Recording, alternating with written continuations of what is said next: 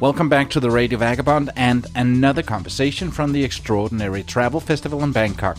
In today's episode, I'm joined by 3 fascinating guests, each with an incredible travel story. Lakshmi Parthasarathy grew up in the US of Indian descent. She worked in tech at Google before deciding to ditch the corporate life and explore the world. She is adventurous and have traveled solo in the Taliban-controlled Afghanistan, hitchhiked across Saudi Arabia, and even lived with the Panan tribe in Borneo, learning how to hunt with blowpipes and poison darts. But one of her wildest adventures took place in Somalia. We went overland all the way to Mogadishu, like 1,000 kilometers. This is not at all recommended, even locals don't do it because there's still large swaths of the country that are controlled by Al-Shabaab, the Islamic militant group. But we made it and spent 6 weeks there living. 6 weeks. 6 weeks, amazing. Yeah. I really like to stay in places. So if I ever get to the 193, I'll be 193 years old. Joel Olson is a tech evangelist and a true global explorer. He's visited every country in the world and has been recognized as a UN master by Nomadmania. Beyond travel, he's a sought-after speaker at tech conferences worldwide. With a background at Microsoft, he blends technology with adventure, always seeking out hidden corners of the world and diving deep into different cultures. I got a call from the State Department a year before I made it to Libya saying, if you go, you will be kidnapped. There's a named threat with your name on it, and essentially if you go, you'll be kidnapped. If you don't go, don't worry, you're fine. And my wife happened to be sitting next to me when I got that phone call. Oh. So suffice to say, I ended up canceling my flight, my trip. Would you have done that if she hadn't overheard the call? That's a really good one. Raiiq Ridwan has a unique challenge as a traveler. His Bangladeshi passport. While many of us take border crossings for granted, Raiiq has to deal with intense questioning, threats of detention, higher fees on visas than most of us, and endless airport interrogations. All for the simple act of traveling. One was Ecuador charging $400 for a visa. I understand they want to verify who's coming and things, but again, $400 sounds extremely steep. But it doesn't stop him. He's now been to 126 countries, proving that determination and a love for adventure can break down barriers. Some have thankfully been moving into e-visas, which means I can at least keep the passports with me. I had actually just asked Mauritius they said it would take 6 weeks. I'm like, I can't just keep my passport in the Mauritius embassy in London for 6 weeks. I mean, what if I have an emergency? I mean, what do I do? And so that's another thing that comes with it. And speaking of Mauritius, as I'm editing this episode, I'm on a cruise going there in a week. And I don't even need a visa. It's simply just visa on arrival as I walk off the ship. Sometimes I really have to remember just how lucky I am. Get ready for great stories from 3 travelers with some extraordinary journeys. My name is Palle Bo. Welcome to the Radio Vagabond. Extraordinary travel, pushing boundaries and breaking barriers. Meet Palle Bo, a full-time traveler and digital nomad from Denmark on an epic journey around the world. This is the Radio Vagabond. This episode is brought to you in part by Hotels25.com. It's a website that helps you find the best prices on hotels around the world. Hotels25.com. This is the Radio Vagabond, a podcast from the digital nomad too cool to ask for directions. The Extraordinary Travel Festival is a unique gathering of some of the most ambitious travelers on the planet. Organized by Raiiq Ridwan, this festival is for those on a mission to visit every country in the world. While most people aim for 193 UN-recognized countries, some go even further, chasing the more extensive list of 197 countries, which includes territories like Kosovo, Palestine, Taiwan, and the Vatican City. This is the second ETF, following the first one in Armenia in 2022. And this time we're in Bangkok, Thailand, surrounded by travelers who have been to places most people never even heard of. Through every border, across every land, with his mic in his pocket and the world in his hand. His name is Bond, the radio vagabond, as I said, gotta keep moving. Thank you so much for being here. So how do you think the ETF has been? I really like it. I think it's a great thing to get the community together. Yeah, it's like yeah. everybody's so passionate. People hate our stories at home. There's so much jealousy, or they just hate that we're not that interesting. Right. And so here, it's like everybody actually loves our stories, and that's what's awesome. Yeah. I think is like I remember when I started traveling full-time in July 16, one of my first stops was to Travel Bloggers Festival in Stockholm, a TBAX conference. And I'd been talking to my friends about this, and they say, yeah, it's cool. I don't really get it. And then all of a sudden I was in this room with 300 people that were doing what I just started doing. And I just thought, oh my God, I'm with my people. They get me. Yeah. Yeah. I think I found it quite interesting that I fell into ETF by mistake. As I was saying in the talk, I was trying to get to Armenia, and it was finding it hard to get a visa. And Raiiq was one of the only people who was willing to fight that with the tourism ministry and things. So ETF was a way to get to Armenia. I wasn't even wanting to. They even messed the visa up, so I could only stay 2 days of the 3 because they put my end date on the 16th of November that year, and this ETF was finishing on the 17th, so I had to leave a day early. Because of all of that.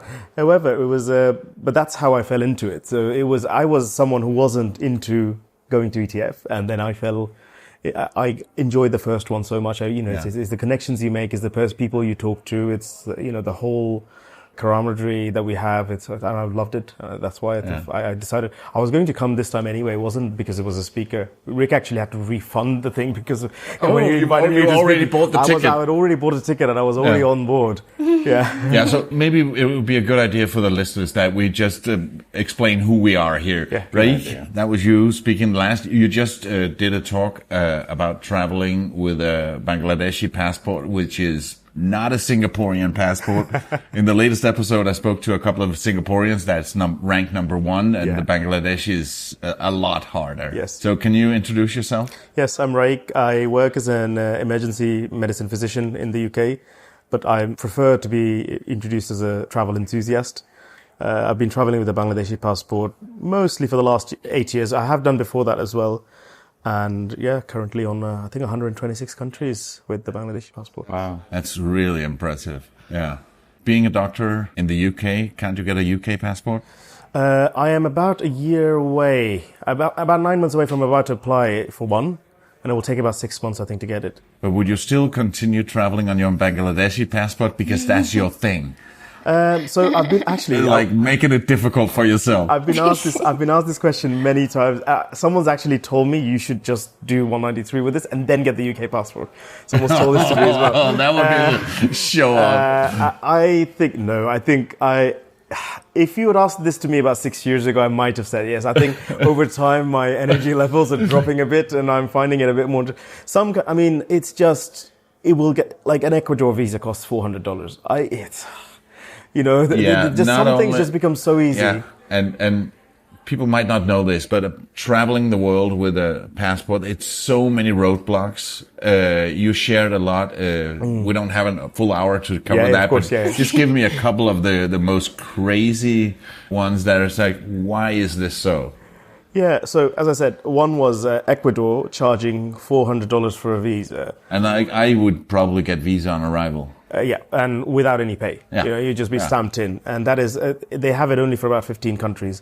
I understand they want to verify who's coming and things, but again, $400 sounds extremely steep when it's that difficult to get there as well. It's costly getting there anyway. Mm-hmm. And then clunky website that doesn't work and things like that. So that's one bit, is the cost that comes with all of the visa applications and things. And this goes on for about 150 countries I think I need visas for. Yeah. Some have thankfully been moving into e-visas, which means I can at least keep the passports with me. I had actually just asked Mauritius they said it would take 6 weeks.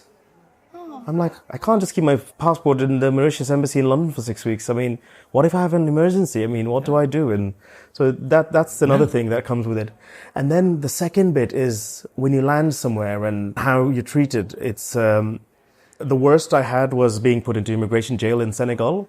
It's worse because it wasn't just me. It was my wife was put through that, and my brother-in-law. My poor brother-in-law. It was his like sixth country or something. I probably traumatized the poor lad for life. Never traveling again. He's never going anywhere again for life. And then we were there for about 6 hours, and it's at one point I did actually tell him, just send me back to Turkey. So we had to use Turkish Airlines. I'm happy to have 5 days in Istanbul. I don't need to be in Senegal. It turned out to be a great trip later, so we did kind of recover mentally from the experience by just being in Senegal and just everyone else being very nice to us.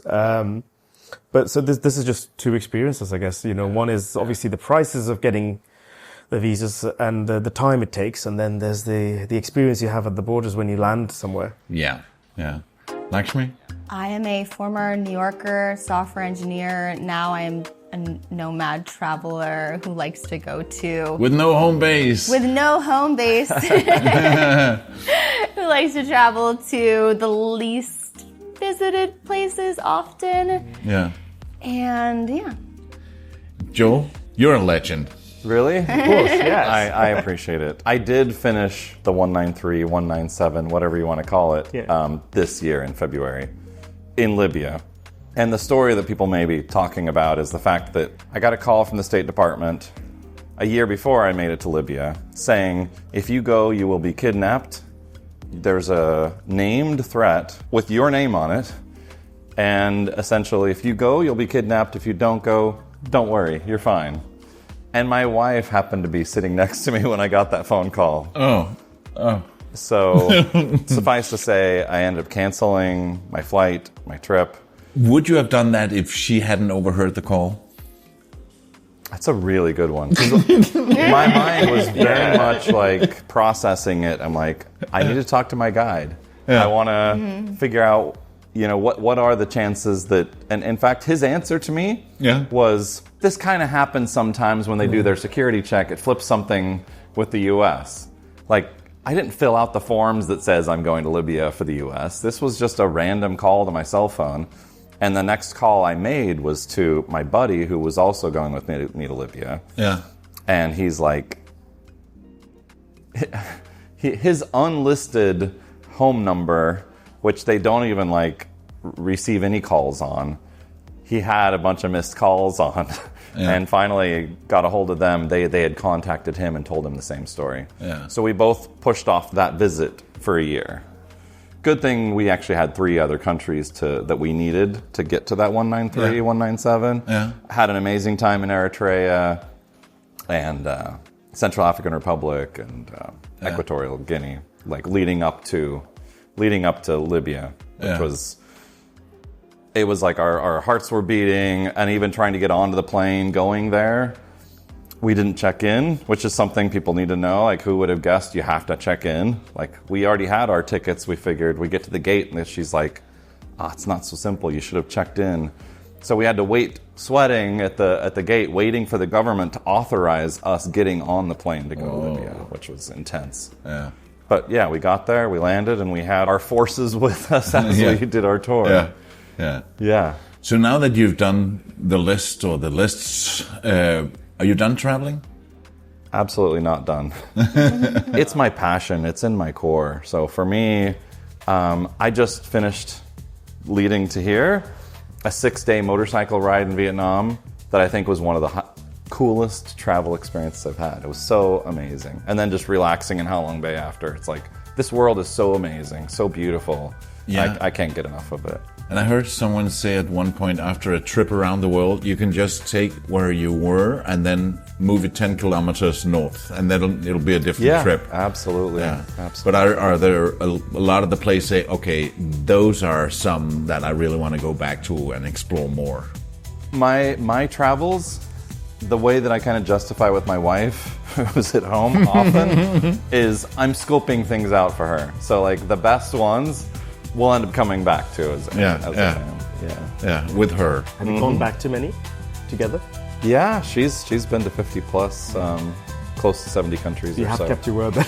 Yeah. In fact, I don't use points on myself. I only use points on the family. Coincident in local, strangers, friends for life. Through their stories, she sharpens his mic. Grab your passport, come along for the ride. The world is a stage, no place to hide. He's the radio vagabond, always grooving. Stories worldwide, the mic keeps proving. From the mountains high to the ocean, soothing. Life's an adventure, gotta keep moving. Here's one for all of you. What was the time that you realized that traveling was going to be a significant part of your life? What was the trigger? Well, for me, I never traveled growing up at all. Like, I never left the northeast of the United States. And then my freshman year summer, so when I was in college and I met a lot of people who had been to all these places, and I was like, okay, I want to go somewhere. And me and a friend ended up going to Ghana. To this day, we don't actually know how we settled on that one, but we like found an NGO and like we're emailing people, and then we're like, okay, we'll go to Ghana. So we spent like 6 weeks there for a summer, and then we traveled to Europe. Only in after. Accra or around the country? We were actually in Hohoe. It's this like tiny village like in the northern part, so we're like in a rural area. But we met a bunch of people that were like travelers. Like, we met somebody who had been traveling for like 10 years, couch surfing. I had never known that this life existed. So that exposure was like totally new. And after that, I remember we went to Europe for this like 2-week like Euro trip. But we both were like, we miss Ghana. Like we missed like the adventure, everything was new, and also had this, you know, the like stereotypical image of Africa and whatnot. So it was, I was very, very much drawn to going to traveling and going on these adventures, and also going to types of places that I just didn't know anything about. So every time I look at a map, I was like, oh, I really want to go there. I don't know anything about it. So yeah, after that, I was like, oh no, this is really going to suck me in, I think. Yeah. What was the moment for you, right? It's very difficult to say. So it's two moments hit back to me. One was to 2018. I was in Bosnia for the third time. By that time, I had decided that I was going to travel Europe. I hadn't thought of beyond that. And we were on the train, and I met someone from EPS for the first time. It's the, you know, Every passport stamp. Yeah, every passport stamp. So, and I was introduced to the group, and I was added to the group that time, that day, actually. And when we started speaking, he was asking, so where you've been, and he asked me how many countries. I hadn't actually counted. I said somewhere around in the 50s, somewhere at that time, I think it was. Or 60s or something. And he said, so are you trying to get to 193? I'm like, not really. I haven't really thought about it that way. But he put that in my head that, you know, you need to, so up till then, travel was something I did. That was only the second year as a doctor for me. So I hadn't actually made money until then as much to travel in my own way. I traveled a bit at the end of medical school, but that was more, you know, long, deeper travel in places. And I hadn't really thought of traveling the whole world. That was one. And one thing is, my father and I shared this thing for travel. Obviously, my father was a doctor as well, but in Bangladesh, he never, due to the work and things, he got to travel to about 30-ish countries, but mostly work-related. So took a few places. I remember I was going through Africa in 2019 towards the end, and I sent him a message saying, oh, I'm in Lesotho today. I'll be in Eswatini in about a couple of days. And he sent me a message saying, I'm really happy that, my son's going to these places. I used to look at the map. I used to look at the world map when I was a child, and I used to think, how did this country inside another country exist? And I always wanted to know. I heard about the news in Rwanda. I wanted to go there, and my son is doing all of that, and I'm finding it very, I'm really happy that you're doing that. And what was really funny was, this is something I did as a child as well. I used to pore over the world map for hours sometimes. And I think that's something a lot of us will be, common in the travel communities. We used to be fascinated by the world map. Yeah. And that's something, I think that was when, and I was like, okay, this is something he likes quite a lot. And I mean, I like that too. And this is something, this is clearly a genetic thing here going on. And I'm like, okay, fine. I mean, he didn't get the opportunity that I did, and I will try and do as much as I can. Yeah. I've always been obsessed with maps. And I remember before Google Maps, whenever I landed on a vacation somewhere, I had to go into the first shop and see what I could get of maps. Some with a big overview and some very detailed where you can see the path in the forest. And I obsessed. Same. When I was a kid, my parents had a big map on the wall. And we would play a game as kids where it's like, you would just say the name of a city and they'd have to scan the whole world and find where it was. Yeah. And my brothers loved that game too. But I had this confidence of, I could get on a plane and you could put me anywhere in the world and I could thrive. But it wasn't until I was in my career that work sent me to Paris that I was like, wow, I can do this. I need to do this. And this needs to be a part of my life. Yeah. Like, so much of it had been focusing on college and focusing on getting a good job and paying off debt. But then I got to a point in my career where it's like, this needs to be my life. Yeah. And it was, I need to do a new country every year. Then the goal changed to, hey, maybe I could finish the world before I die. Yeah. And then it was, oh, maybe by retirement. And then it was like, how about by 50? And then I was like, yeah. not I don't want to do it too fast. I don't want to do it too slow. But about 10 countries a year seems like a really good pattern. Yeah. I can do that. And then it kind of worked out that way. Yeah. And yeah, at 50, I finished the world. Yeah. Awesome. Feels so good. Yeah. Lakshmi, you had some intense adventures like hitchhiking in Saudi Arabia and living with the Penang tribe. Tell me a few words about those two. Yes. So the Penang tribe, this is in Borneo, in Malaysia.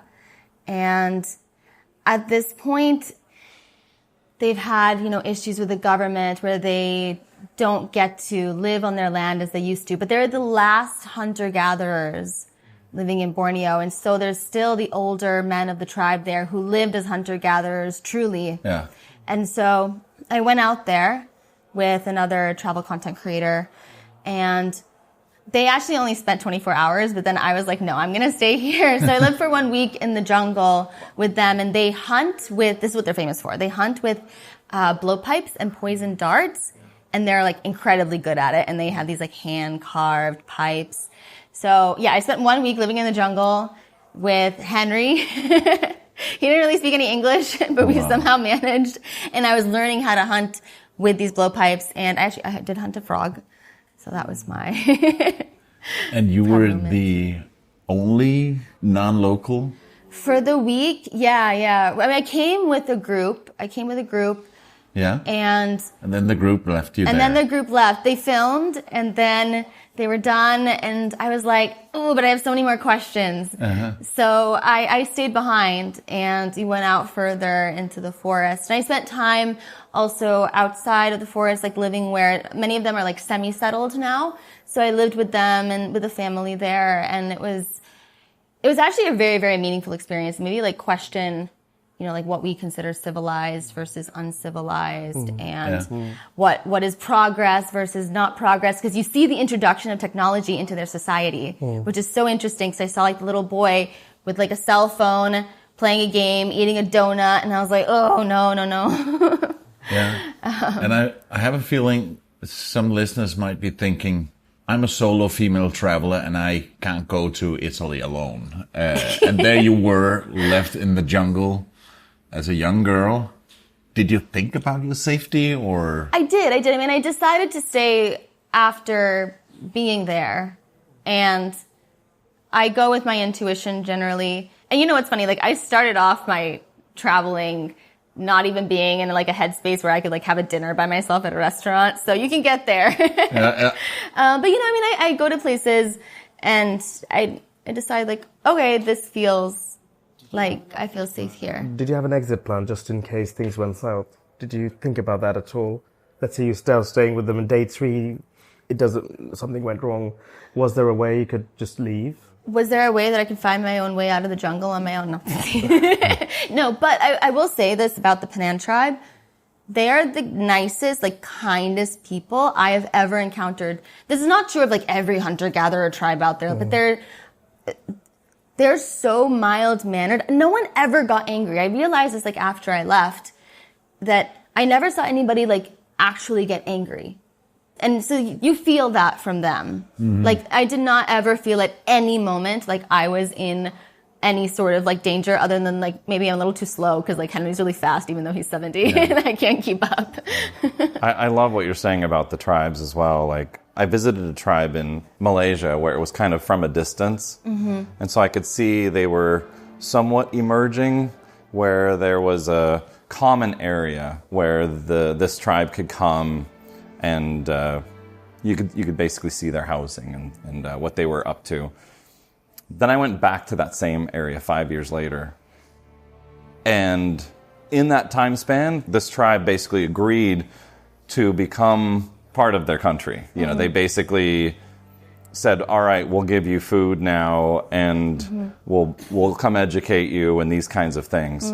And what went from fairly industrious society, where it was very much the men go and hunt, and the women are like weaving and doing their looms, to the men are now drunk, and the women and the kids are no longer clothed, and it was like a really awkward situation where it was like everybody was kind of lazy all of a sudden. And it kind of devolved what seemed like would have been a very industrious society, and it was really, really sad to see. This is what civilization did to this tribe. It was rough. Yeah, I mean, you see that in lots of different places, don't you? It's a bit sad. I don't know why it happens, and I think that's something someone needs to study into why it's, are we introducing it too rapidly, or... is that... because I've seen it, I mean, there's some tribes in Bangladesh, actually, in the hill tracts, who've only recently been exposed into modern life, and the same things happened there as well. You know, they've gone from extremely industrious people doing lots of different things, and suddenly there's increasing alcoholism, increasing, crime, increasing, I've thought a lot about this.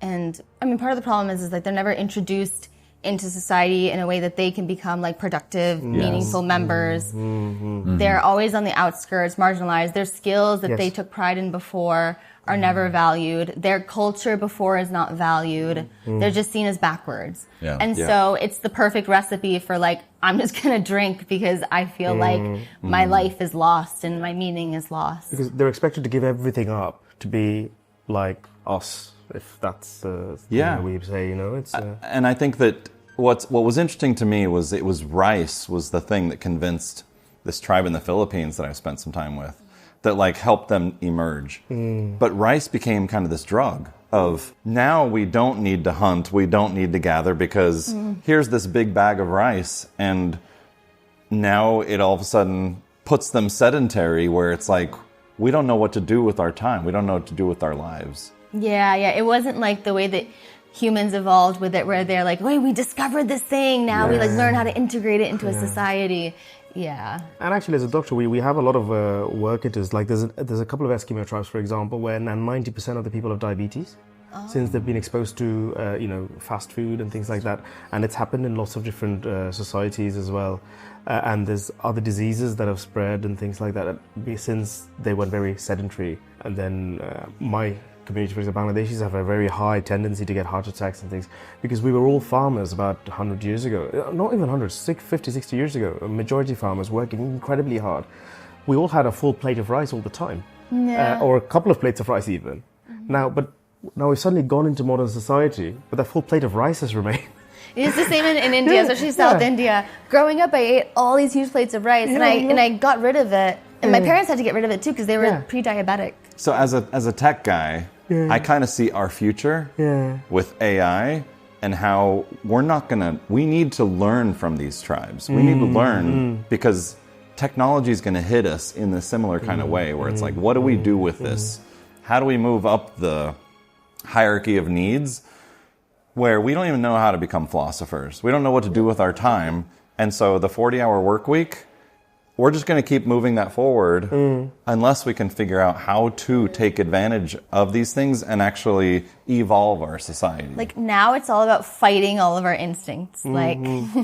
Especially since AI has been so big, I've forgotten looking for answers in a book or anything. It's just drop the question in, and it just comes out. And you just follow the links that are given. And ChatGPT actually it plans more of my travel now yes, exactly. than I do. It's like, so much pop out. If it's like, I'm going to the city, I can now just, hey, what should I do with my 2-3 days? And it's like, it already gives me too much information. Where it's like, I don't want to do all those things. I want to discover some of those things. And it's like, I like the idea of some bookends or some big things I want to do, but I really want to be able to go to a society or go to a culture and have them tell me what I should be doing and what I should learn from them. So how much do you plan before a trip, or do you research before a trip? I research a lot, I think. I don't know, I just enjoy reading about other people's trips and other people's experiences quite a lot. So I will, if I've decided I'm going somewhere, or actually I've got a few places I have rough ideas around. They never pan out that way, to be fair. But, No. we always plan it in certain ways. If something's not gone, if something's not misplanned during a trip, that trip's probably, something's wrong with that trip. Something has to go wrong during compared to what you've planned in my head. But I do read a lot and I think a lot, and as Lakshmi was saying, we try and go places that are less visited. Even in a typical destination, I'd want to see something of slightly different to what's normally known, and there's always something around the corner which is amazing, but we're just not as known. And so I spend quite a bit of time, I think. Unfortunately, I think as Joel's mentioned, with AI, I think my time spending planning has gone down a lot. Yeah. And But it's great for inspiration. You don't have to follow it. Yes. It doesn't tell you what you have to do. No, but I think it's reduced the number of blogs I would have read, number of books I would have read. I don't read, as in ebooks and stuff. I would have read about a destination, documentaries I would have seen and things like that, just because I'm interested. That's gone down quite a lot because, again, I can get the information so quickly. I'm a visual learner, and so I like to do an image search of a location, and even using Nomad Mania, okay, here's the UNESCO sites. But even then, it's like, I don't want to see too much because I don't want to spoil a place. That's true. I just want to be inspired, but I don't want to, because I don't want to miss something. And I once had a moment where I'm on my way to the airport after having had an amazing experience. This is in Java, and I just seen Borobudur and all these amazing temples. We're on our way to the airport, and my driver says to me, "Oh, next time you come," and he hands me his phone and he shows me this chicken temple. And I was like, why didn't you take me here? Yeah. I don't want to see this as I'm leaving. I'm sometimes it's like, okay, I'm going to save this UNESCO for next time because I don't have time. But what a horrible thing to be able to see something on my way to the airport that I should have included in my trip. Yeah. I mean, it's taken time, but I've accepted now that I can't see everything in a place, you know, and I've finally given in, and even if it's popular and well known. And I mean, my wife and I were just relaxing in Krabi earlier this week, and I actually did not go to Fifi Islands. It was something I'd always wanted to go out. I thought I'd always go, and I said no. I mean, I'm not just going to put something into the plan and ruin a relaxed day in the heat because, it's fine. I can see this at another time if it's there. If it's going to come again, I'll go again. But this time, I'm not going to jump into it just because of the place. I remember when ChatGPT was brand new, I was in Australia, I was in Melbourne, and I knew that I wanted to drive the Great Ocean Road. I knew where I was going to start, how long time I was going to get to the end. And so I said, okay, let's put it to the test. So I said, I'm starting here, I'm ending there. I have a day where I need to spend a night. I'm interested in this and that. Give me an itinerary and point out where I should stop and look, where I should have lunch, where I should spend the night. Wow. And then I followed it to the letter. I stopped a few more places, but I did what it said. I thought, okay, let me just see if it works. And it was great. I bet it was brilliant. Yeah. That's amazing. Yeah. Traveling opens your eyes to the world, but it also opens your heart. I remember being stranded in a tiny town in Thailand, completely lost, no internet, and my phone was dying. Out of nowhere, a smiling local walked up, offered me a ride, and even made sure I had food before dropping me off at my Airbnb. I didn't speak his language, and he barely spoke mine, and yet kindness didn't need a translation. Have you ever experienced a moment like that?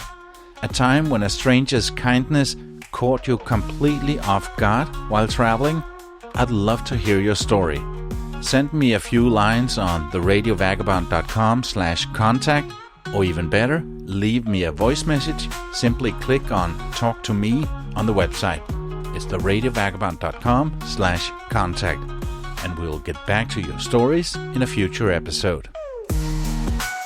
This is the Radio Vagabond podcast. Gotta keep moving. Now, we're gonna get to Somalia now, but Joel, can you help me set this up? You've been to Somalia. I have. Somaliland is where I was. Yeah, what's the normal way for people who go there? So your typical travel to Somalia, especially on the Mogadishu side, there's so many tribes that are there, and in order to travel right, you've got to have this many guns with this many people in your caravan that have these relationships with these tribes. So it's basically, you're probably going to have 6 guns, to be able to represent the proper tribes. I've seen pictures of people sitting in the middle seat with 2 armored guards by their side in an armored vehicle. And So I was in Somaliland, so my personal experience... So Somaliland, for people who don't know... is in the north. Fairly safe-ish. Fairly safe-ish. Like, comparatively, instead of having 6 guys, if you want to leave the city, you are required to have a gun with you. Like, I'm not saying your own gun, but basically to go through the checkpoint, you actually have to have somebody from the military with you. So I was just going to the caves. So they have some really amazing, the murals in the caves up in Somaliland. And we're basically going out to the coast, the Barbary coast. So there was my driver, me, and our hired military guy with his gun. And that was like a requirement. Like every checkpoint, they were making sure we had that. Mm-hmm. But from what I understand from people who go to Mogadishu, you've got to have a lot more. Yeah, you didn't go to Mogadishu? Personally, I did not. No. I've just been to Somaliland, which for me counted as part of the U.S. It is, yeah. So now that we set it up, Lakshmi, what did you do? So with Mogadishu, you have to go with like armed security. And I did this the first time. I flew there for 8 hours. You have these like 2 guards with you and bulletproof vehicle and a tour guide, freedom. But then I looked around and I just saw locals moving about in tuk-tuks. They call them bajaj. And it was a very different experience than what I would have expected. Anyone would expect for Mogadishu. It did not feel like the worst of Africa by any means. There had clearly been a lot of development and a lot of change, whatever. And I was not satisfied with the 48 hours, as I was not when I was back in the jungle. And when I flew back, then my friend who I had met, she's a hitchhiker. She's hitchhiking for like Cairo to Cape Town. She's also mental. But she was like, I want to go to Somalia. And we heard that we can, maybe go overland through Somaliland, because Somaliland functions as an independent country, has its own immigration, but it's like technically a part of Somalia, at least according to Somalia and most of the world. So we were in Ethiopia at the time. We went through Djibouti, Somaliland, and then we went overland all the way to Mogadishu, like 1,000 kilometers. This is not at all like recommended. Like even locals don't do it because there's still large swaths of the country that are controlled by Al-Shabaab, the Islamic militant group. And for this kind of trip, like my passport was actually the issue. Like the roles were reversed, where it was better to be Egyptian than American, because American is like this big sign that's like, hey, kidnap me. And Al-Shabaab's number one enemy would be America. There's a lot of history with America's intervention in Somalia, so won't get into that. But yeah, so my passport was like a big issue. So like my anxiety was like way up here the whole time. But then they ended up going to Mogadishu. We made it and spent 6 weeks there living. 6 weeks. 6 weeks. Amazing. Yeah, I really like to stay in places. So if I ever get to the 193, I'll be like 193 years old. But yeah, we spent 6 weeks living with a local family there, and we met so many people. We went viral on TikTok. By the end of it, like I had gone on Somali TV, like there was like no pretense of like keeping a low profile. Wow. But we had a really incredible time, and like I feel like I learned a lot. Did you get into trouble at all for it? Because I've not been to Somalia, but I've had a friend who worked as a lecturer in a university there. Yeah. He took it because it was just a nice gig and paid well. But even though he was working there, and he was living there, they were told again that if they were to go out, just call the university and we'll send you a car. Don't go out on your own and things like that. So because there would be issues as a foreigner just walking around there. So did you find that to be a problem at all when you were with the family and walk out and about, or? We did not find that to be a problem at all. I mean, we could blend in, and even if you're not brown, you can look like you're Palestinian or Syrian, and they have many of them who have fled to come to Somalia actually. So you can look like you're a local, and there are actually many like diaspora there's like millions of Somali diaspora. They're the largest. So even if you don't know Somali, like people assumed I am like a Somali diaspora who's like come back, and they love TikTok. TikTok is huge there. Really? So, yeah. So I mean, when I'm by myself in the city, like I wasn't like flashing around my GoPro or anything, but I could take my camera out and like, awesome. I didn't point. Women might be like more sensitive sometimes, but I could take out my camera and like it was okay. Because they just think you're like a TikToker. So I did not find that. And honestly, I think the situation has changed so much, and this is a big reason, because everyone we talk to would say, okay, like 10 years ago, 5 years ago, it looked like a war zone, like a recovering war zone. And you wouldn't even see like these roads here, and it was far more dangerous. And, I think it's been maybe like 10 years since Al-Shabaab was really pushed out more of Mogadishu. They still have a hold. They're kind of so powerful that they run like a parallel state that's happening like in the background. That's kind of almost like the gangs in like El Salvador or something, where there's like this tax that they're putting on businesses, otherwise there might be attack. This kind of thing. But there isn't a fear for like locals walking around. You might be at the wrong place at the wrong time, or if you anger the wrong people. So anybody like that government officials are afraid, or if you are well known and you have like upset the wrong people, or you said something, then this can make you a target. But if you just like walk around and lay low, like no, it's okay. And you were never in any dodgy situations where you thought, okay, miss, maybe this was a mistake? Along the overland journey, there was like one instance when there was rebel militia that I thought maybe had been Al-Shabaab, but I was like wearing a niqab at the time, and then they thought I was actually Al-Shabaab, because this is, in these areas, this is where people cover the face. Even like the men cover the face there. So then the rebel militia, like there was like one man with a machete up, and then the other one was in front of me, and he pulled my niqab up, and like he, I think, was like, "What's under here?" And then he looked at me and was like, "Okay, so this looks like some girl." You blend in. Yeah, that was amazing. The driver said like Indian, and they love Indians. This is like, I didn't know this going there, but they love Bollywood so much. They love Indian culture. They love Indian people. Yeah. And so this really like played to my advantage. Like if people see me and they can kind of tell like I'm Indian, and they'll be like, Shah Rukh Khan. Yeah. And so it's a very like harmless nationality to have. I don't have the passport, unfortunately, because they don't do dual citizenship. Yeah. So that was like one moment. I can remember like that moment where I was like, that was not a good idea. Just pretended to be a Bollywood star. I had a militia moment similar to that. Not necessarily machetes but I was in DRC. There was already kind of and it was the Kivu province. Yeah. And I was going to see gorillas, Yeah. And I ended up seeing the other kind of gorillas on the road. And there was a guy who had a full-on bazooka. And it was actually like a militia just walking down the road. I was in a chicken bus. And our chicken bus was kind of just driving along. No one else in the car seemed to be bothered. Yeah. But I saw that bazooka and the guys with their machine guns.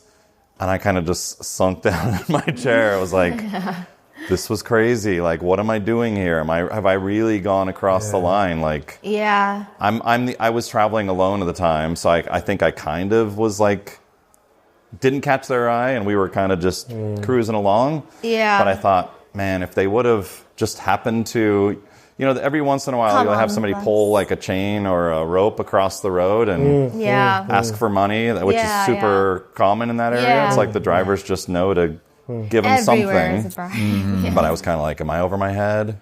It was a bit intense. I had that similar experience in Virunga as well. I don't know if you went to Virunga or the Bukavu in terms of... Yeah, this was Bukavu. Yeah, this was Bukavu. I was in Virunga it was a war and an Ebola outbreak, 2019, and I had gone for the volcanoes hiking, and it was... and you do see a bit of militias, and you see the UN peacekeepers as well, and they gave you armed guards from the Virunga National Park because they had a British couple abducted just the year before. So... without charging too much extra they just charged what you needed to get to the top of the volcano or the gorilla permit, but they would still give you about 5 armed guards with you. Wow. So there's so much guns around, and I was like, whoa, this is a bit. But on the other hand, Goma, the city was just full of life, and I was Right. And at one point, there was a couple of Americans and me, and there was a Dutch. And we were like, "Can we just walk around, please?" They were like, "Have you seen? There's someone with guns there and someone with guns there." We're like, "Come on, let's just walk around. We'll be fine." The volcano blew up 2 days before I was supposed to hike the volcano. I did it in 2019 too. Oh, so you tried as well. Yeah. Great, yeah. And then we went into Goma after, like, Virunga was done, and then we were just like, okay, bye. Yeah, Goma was quite nice, actually. I thought Goma was quite a nice town. I liked it. And So then, Goma was basically evacuated into Rwanda. And actually I could see kind of the cracked streets from the eruption of the volcano. It was pretty intense. A lot of refugees. The worst bit was one of the gunmen spoke English, and it was halfway up the mountain that he tells me, yesterday there was a shooting just around there, and someone died. I'm like, you shouldn't be telling me this about 2 hours ago. I should be on the trail and being told someone was shot here on the same trail yesterday. Right. Yesterday. The name's Bond. Radio Vagabond. We'll be right back. As you know, I'm a digital nomad, and what I do when I'm not doing the Radio Vagabond is helping companies and individuals start their podcast and keep them podcasting. Maybe it's time to dust off that podcast idea you've been sitting on. Or if you've already got a podcast, but you're looking to level up, really take it to the next level. Well, sounds like Pally Go might be the guy to talk to. We're going to have to wrap it up, but before we go, I'd like to just talk a little bit about the community of extreme travelers.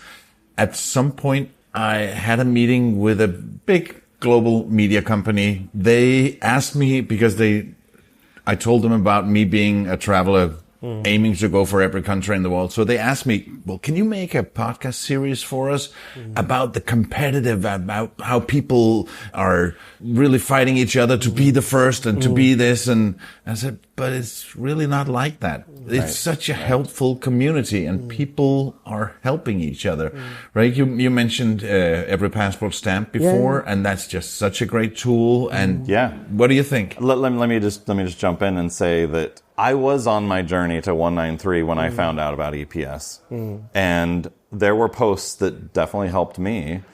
And so when I went to Syria, when I went to Iraq, when I went to Iran, and so on, I was like, I felt compelled. I need to share. And so I put time and energy into the things that I was sharing, because I felt like I've received so much from the community. I want to give back to the community. And it's not a competition. As much as when you finish, you're like, okay, what can I do PR-wise to say I'm unique? Like, am I the first one from Idaho who did it, or am I the first LDS Mormon or something who's been to every country? Then maybe there's a way Amish to tell a story. But ultimately, until you get to that PR moment where you're like, hey, I want to tell my story, how can I have media pick it up? It's not about standing on top of someone else or trying to edge someone out. In fact, I was traveling with a buddy, and my story is very much, I traveled with a guy to over 100 countries together. And it was very much a friendship travel, us helping each other, us researching, and especially the hard ones where it was like, being able to have a little bit of support. Yeah. But it's a very much a community that helps each other. And I remember at some point, we only just met 2 days ago. Yeah. But when I was in Uganda, I think 3 years ago, somehow we were on a messenger chat, and you gave me a ton of good advice. I was thinking about see if I can get into South Sudan at that point, and you say, I got this connection, you need to speak to him. And I think even maybe you set me up with somebody in Burundi. Probably. Gabriel. Yep, absolutely. And that was, and I had a great day with him, and that was all because of you, and we've never met until just a few days ago. Wow. So thank you for that. Sure. You use EPS as well? Yeah, I've definitely gotten information from there before, and that's so I was a part of the group. I didn't know that this whole gatherings and who they were existed until Rick reached out to me on Instagram from seeing my Mogadishu things, and I was like, what's this community? What is this? That's awesome. And there's so much information on EPS, which is crazy, and it's really nice. I will say though that I think there's some travel arrogance that goes on. I posted once in there, I remember, and then I feel like people were like, oh, maybe you should like try this first. And I was like, okay, no, I've like done a lot of like hardcore traveling. But like, yeah. But it's a really nice community. I had a Syria post that got rejected. And I was like, it took me 10 years to get to Syria and finally got there. And so I wanted to share it. And it's like, we've seen this 4 times. And so we don't need this one. Yeah. I felt so like offended. Oh, I put so much time into this. Well, it's like, it was not about putting time into the post. It was more, it was a real struggle because it was like, I think I was one of the first ones right before COVID to do it. 2019. Yeah, I went in 2019 too, I think you do get the odd, very competitive person here and there, but I think overall the community is actually fantastic. Yeah, it is. Absolutely. It's proper crowdsourcing of information, isn't it? And everyone's trying to help everyone out, and everyone's, you just post one comment, can you send me the link to this person, or, this person's WhatsApp number, and it just comes to you within a flash, and it's like amazing. Yeah, so good. Thank you so much for taking the time. Thank you. Almost at the end of ETF, and we only have the Nomad Mania Awards coming up. And I need to go get a shower, so... That's it for this conversation at the Extraordinary Travel Festival in Bangkok. But there are still more amazing interviews from this festival coming soon. At the same time, I'm also working on some regular episodes from my trip to Ghana. It might take a few weeks before those are ready, so if you don't see a new destination episode right away, don't worry, it's coming. And hopefully you will feel it's worth the wait. So stay subscribed or keep following, whatever it's called in your podcast app, and you'll be the first to hear when it drops. In the meantime, if you want some behind-the-scenes updates, photos and stories, make sure to follow the Radio Vagabond on Facebook. I'll be sharing some stuff there before the Ghana episodes are out. So come join the conversation. And if you enjoy these episodes, remember to share them with a friend. My name is Palabo, and I gotta keep moving. See ya. Radio Vagabond. Produced by RadioGuru.co.uk.